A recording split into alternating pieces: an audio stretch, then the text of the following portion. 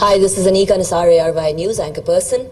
I welcome you to Pakistan firstly, because it is certainly a land of opportunity, a land where foreign direct investment would change the lives over here, at the same time would change the lives of the investors at the same. First question would be, the political environment. I've heard you 3 times praising this government, that this government and you are pretty aligned in the investment sector. Do you think the people around in the government, as one was mentioned, Richard Grenell, and there are many others that have tweeted, you said that there were many AIs and deep fakes about him. Could a tweet be a deep fake as well? Because that was a tweet that was done from his account, and there were many other accounts that tweeted about Pakistan. And there's a very strong perception on social media as well, that because of the close relationships of Donald Trump and Imran Khan, this government could be in trouble. Would that perception be correct or not? Secondly, you've been here a week ago, I've been told. Have you decided where you need to invest? Because there have been a lot of foreigners that have come to Pakistan, but mere MOUs will not lead us to the investment. When and how is the investment going to be materialized?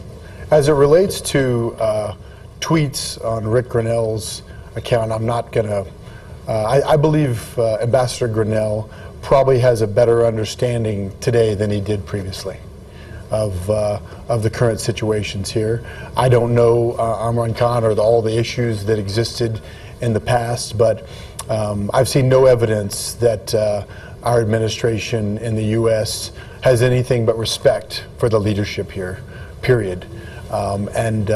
You know, with some of my own research that I've done, you know, I think there were a lot of issues with that former prime minister, but again, that's not what I'm here to talk about. As it relates to investment, yes, we have several active ideas on where to invest. In real estate, you will see, I believe, agreements in the next 10 days signed by us, moving forward with several real estate projects, not just MOUs. Like you, an MOU is just a starting place. We had to kind of define what the parameters of the investment were, and now we're running hard on that. So we have a great team. Frankly, they've been burning the midnight oil every day. I think they barely have slept, working on plans, developments, infrastructure that's needed. And I think within the next 2 weeks, I've told them agreements better be signed. So that's very important. Real estate's going to be our first place of investment. It's going to be significant real estate investment. We are going to launch, you know, among a few different areas, we're going to launch some incredible products. Maybe you're even interested in it yourself. We're going to have some beautiful villas that we build here in Islamabad. And it's going to be, ultimately we're going to do more than 1,000 of those, but we're going to start with a couple hundred quickly. And these are going to be super high-end luxury branded products. So we have a number of brands that really want to come to Pakistan. And so we're going to, we're very excited to build the highest end product that's ever been built in Pakistan. And we're going to get after that quickly. Number 2 is critical minerals. In this country, you have critical minerals intertwined with gold and platinum and other metals. We have several locations and diligence that we're working on right now. We're bringing in the teams as we speak to evaluate those. I believe that we will have one of those signed, agreed to, and funding in the next 2 weeks. So real estate and critical minerals, for us, you know, the U.S. has some real supply chain issues. We have outsourced our supply chain as it relates to critical and rare earths to China, and that's over, okay? We don't have many enemies in the world, but China's a place that's becoming more difficult for us, for sure. And I would tell you that we are going to take this into our own hands, and we are going to go out and get the critical minerals that America and American businesses need. The materials and magnets and defense-related things and the things that we need for batteries, those are going to be things that we control in our hands with close allies.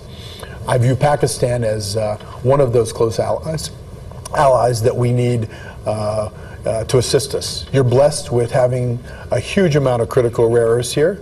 I believe there's an excess of $50 trillion of rare earths here in this country. A lot of work needs to be done. We're going to be bringing in shortly, and I was working on this yesterday, teams of people to evaluate and shoot magnetics, fly magnetics over the country to really understand what that looks like, so that we can evaluate it and quickly get after it. We have a couple smaller, mid-sized projects that we're going to be developing right away, that we're going to get after, that literally in the next month we'll be ordering machinery for. So to say we're going to let any grass grow, we will not do that. We will get after it quickly. Those are the first two. The oil and gas sector, I think, is also a very underappreciated area here. You have reasonably high gas prices and global oil prices. I think that I have a lot of experience in the energy sector. I've been in that sector my entire life, grew up in the business. And so for us, that's a very interesting area. We're going to be bringing our teams in the next month to also evaluate that. I think one of the beautiful things that Pakistan has is they have an incredible natural gas infrastructure already in place because of some of your big fields and some of the previous finds from Exxon and others. You have the infrastructure. You never go to a developing country where the infrastructure is already in place. You just have to supply the gas. That is a huge opportunity. Usually you're finding gas in a remote location. You have to take a long time to build infrastructure out. We don't have that issue in Pakistan. We can tie our wells in very, very quickly. We can bring Western U.S. technology in drilling, okay, and develop things very, very quickly. So I think it's a huge opportunity. And our plan is not to do everything ourselves, but also we see ourselves as the first one through the door. Then we're going to be bringing lots of Western companies here. That's our goal. That is our goal. We're even contemplating bringing our international free zone trade partner. We are involved with a group called IFZA, IFZA.com. You can look at it, which is the largest free trade zone in Dubai. And we are looking at bringing that business to Pakistan and really creating an on-ramp to bring business to the country. That's what it's done. In Dubai, there's more than our IFSA opportunity is bigger than all the other free trade zones combined. It's got over 50,000 customers. Think if you go to those 50,000 customers and you say, hey guys, you can now come to Pakistan. You can now have offices in Pakistan within our offices. You can have infrastructure in Pakistan. You can put your back office here. You can bring technology. You can bring AI. We can set up data centers. It's an unlimited opportunity to harness. It's sitting there in front of us. We have to have the right political environment. We have to have the right partnerships. And I believe we see that opportunity here. So we couldn't be more excited. Hopefully that answers your question. Amir Ilyas from Express News. Wonderful. You just tell that Biden administration was disgraceful for Pakistan. Yes. And our leadership is very wonderful. How you see Trump administration will go with our leadership and with your investment plans? Well, whenever investment comes in, President Trump is first and foremost a businessman. He gets business. He's a transactional president. If U.S. interests and Western interests are aligned here and working hard and investing in the country, I see a real reason for the U.S. to get behind that. I think the mindset of your leadership and the mindset of President Trump are very similar. I think the opportunities between our two countries, from a business perspective, which is what I'm focused on, I'm not a political person. I'm going to leave politics to other people. But politics and business do mix from the perspective of having some support that's very, very key. And I believe that we will have the support we need here in this country, both from your administration and from our administration. I mean, just think about this. The U.S. needs all these critical minerals, as an example.